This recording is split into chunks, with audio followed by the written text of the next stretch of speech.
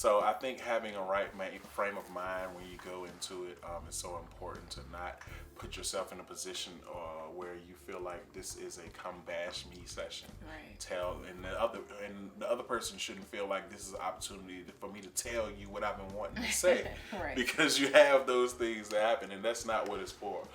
It's an opportunity to just be kind of naked with each other, be very open and vulnerable with each other. Sometimes you can schedule check-ins where you don't address the issues, you just say them.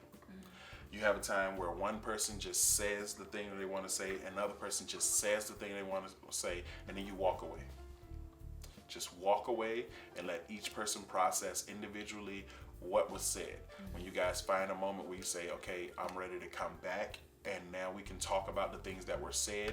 Sometimes the presentation and then the exposition and the delving into can be separated. You don't have to do it all together. So if it's a better practice for you in your relationship, for you guys to have, time of sharing, and you talk about what things you want to say, and then step away, even if it's an hour later, 2 hours later, a day later. Don't go too far.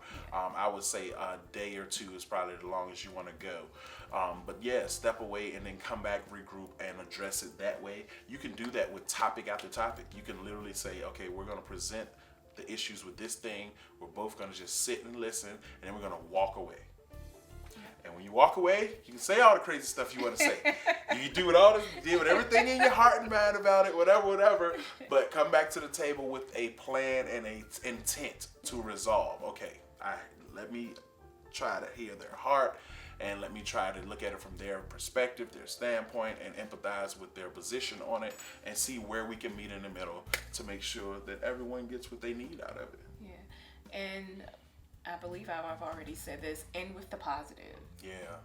Just even if a bunch of things that you didn't like came out, end with the positive.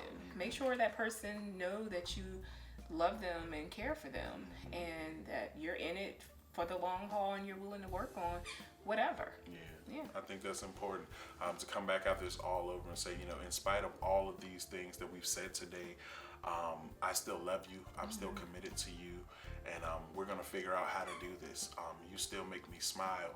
You still make me happy. I love when we do blah, blah, blah. I love when, we're blah, blah, blah this way. Starting to point out and highlight some of the great positive things that you have in your relationship. It's a great moment to do that. Absolutely. And it kind of helps mend the wounds a little. And, it'll help you guys be able to, after this is over, maybe even have some conversations, throughout the day or whatever the case may be, instead of not feeling like you want to talk to each other at all, or all that stuff that comes with it. So, absolutely. Yeah.